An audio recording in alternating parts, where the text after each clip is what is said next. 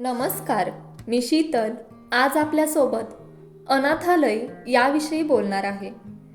आई वडिलांच्या कुशीत जाते तेच खरे बालपण. परंतु कित्येक बालकांच्या नशिबी असं बालपण येतच नाही. रस्त्याच्या कोपऱ्यावर किंवा कचराकुंडीजवळ फेकून दिलेल्या या निष्पाप कोवळ्या जीवाला मग कुठल्या तरी अनाथालयात स्थान मिळते. तेच त्यांचे कुटुंब बनते. आपल्या देशात गरजूंची कमतरता नाही. कोणाला अन्न मिळत नाही तर कोणी शिक्षणाच्या सुविधांपासून वंचित असतं. कितीतरी अनाथ मुलं रस्त्यावर भटकत असतात. आपल्याला अगदी किरकोळ वाटणारे प्रश्नही खूप महत्त्वाचे असू शकतात. अनाथ म्हणजे ज्याला कुणी नात नाही, ज्याचे आई वडील नाहीत असं पोरकं बाळ.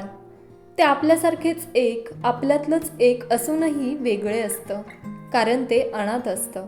लहानपणापासूनच प्रत्येकाकडून ते ऐकत आलेलं आहे की ते अनाथ आहे, त्यांचं कुणीच नाही. ज्यावेळी अनाथ या शब्दाचा अर्थ पण समजत नव्हता, अगदी तेव्हापासून ते त्यांच्या नवीन नावाने सगळीकडे ओळखले जातात. पण त्यांचं नावही खरं आहे की आश्रमाने किंवा कुणी सांभाळणाऱ्या व्यक्तीने दिलं आहे माहीत नसतं. काही मुलं आई वडिलांच्या जवळ जन्माच्या काही थोडे वर्ष तरी राहतात, पण काही तर इतके दुर्दैवी असतात की जन्मताच त्या अर्भकाला रस्त्याच्या बाजूला किंवा एखाद्या कचराकुंडीजवळ ठेवले जाते. ही अनाथ मुलं मी कोण, माझे आई बाबा कोण, माझी कोणी भावंडे, कोणी काका मामा किंवा मावशी आत्या कोणी आहेत की नाही, या सर्वांची उत्तरं नेहमी शोधत असतात. त्यांनीच आपल्याला सोडून दिलं की त्यांची काही विवंचना होती की तेही अजून आपल्या शोधात असतील, काहीच कळत नसते. त्यांना फक्त एवढंच कळतं की हे अनाथालय आता त्यांचे घर आहे आणि येथील लोक त्यांचे नातेवाईक झाले आहेत आणि इथली बाकी मुलं मुली भावंडे झाले आहेत. पण आपल्याला माहीत आहेच, अनाथांचा जीवन प्रवास सोपा नाही. अनाथालयात वाढत असले तरी तेथील जीवन म्हणजे रोज एक नवे युद्धच आहे. दररोज नवीन मुलं त्यांच्या नवीन कहाणीसोबत तेथे दाखल होतात आणि 12वी ग्रॅज्युएशन झालेली तितकीच मुलं तेथून आपल्या पोटापाण्याचा विचार करून नोकरीसाठी बाहेर जातात. वेगवेगळ्या स्वभावाची कित्येक मुलं मित्र बनतात, तेच त्यांचं कुटुंब असतं. कोणाचे आई बाबा मरण पावलेले असतात तर कोणाचे नातेवाईक त्यांना ठेवून घ्यायला तयार नसतात. काही कुमारी माता अर्भकाला सोडून देतात, म्हणून ही अनाथ मुलं अनाथ आश्रमात दाखल केली जातात. अनाथालयात मुलांच्या राहण्या खाण्याची सोय केलेली असते, पुरेसे शिक्षणही दिले असते. परंतु खरंच हे एवढं पुरेसं आहे का एका लहान मुलासाठी? जशी सर्वांची आई त्यांना प्रेमाने जवळ घेते, ती मायेची ऊब त्यांना आश्रमात मिळते का? बाबांनी यशाच्या वेळी दिलेली शाबासकीची थाप तिथं मिळते का? अनाथांचे लाड कोणीच पुरवत नाही. ना दिवाळी ना दसरा, कोणताही सणवार नाही. भावा बहिणीची माया नाही, आजी आजोबांचा लळा नाही. आपले कोण आणि आपण कोणाचे काहीच माहीत नसते.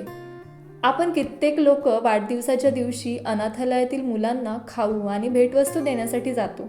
आपल्यातील आई वडील आणि मुलांमधील प्रेम पाहून त्यांनाही वाटतं आपणही आपला वाढदिवस आई बाबांबरोबर साजरा करावा. आपला वाढदिवस तर कधीच झाला नाही. तो दिवस कोणता आहे तेही कुणाला माहीत नसतं. इतर मुलांची शाळा शिक्षण यापेक्षा अनाथ मुलांचे शिक्षण यात खूपच अंतर असते. प्रत्येक वर्षी नवीन दप्तर, नवीन पुस्तके, नवीन शाळेचा गणवेश, नवीन वस्तू नाही मिळत या मुलांना. त्यांना मिळते कोणीतरी येथे आणून दिलेल्या देणगी वस्तूंपैकी काही मोजक्या वस्तू, कारण तेथील मुलांची संख्या खूप आहे आणि वस्तूंची संख्या कमी. प्रत्येक वेळी समजूतदारपणा दाखवून त्यांच्यापेक्षा लहान मुलांना त्या वस्तू मिळाव्यात या प्रसंगी तडजोडीही करतात. अनाथालयातील लोकांनी किती माया केली तरी खऱ्या कुटुंबाचा दिवस रात्र केला जाणारा विचार आणि सद्य परिस्थिती कशी बदलता येईल यातच अनाथालयातील जीवन जाते. आपल्यासारखी हौसमौज, पिकनिक, जिभेचे चोचले पुरवणारे जेवण अनाथांच्या नशिबी नसतं. या उलट अन्नाच्या एकेका घासाची किंमत त्यांना कळलेली असते. चांगले कपडे, चांगले जेवण, घरच्यांची माया हे सगळं त्यांच्यासाठी फक्त एक स्वप्नच असतं.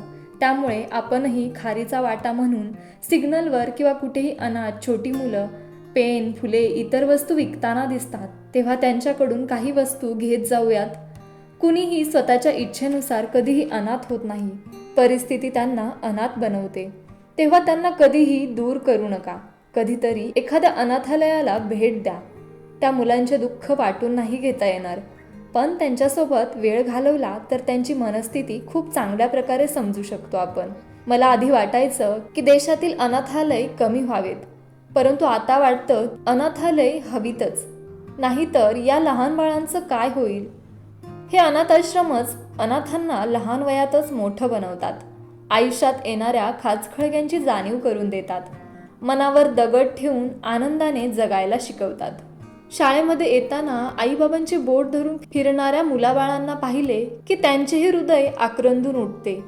मातृत्वाची माया आणि पितृत्वाची सावली त्यांना मिळत नसली तरी ज्यांना संतान सुख नाही त्यांनी ही मुलं दत्तक घेऊन त्यांना प्रेम देऊ शकतात.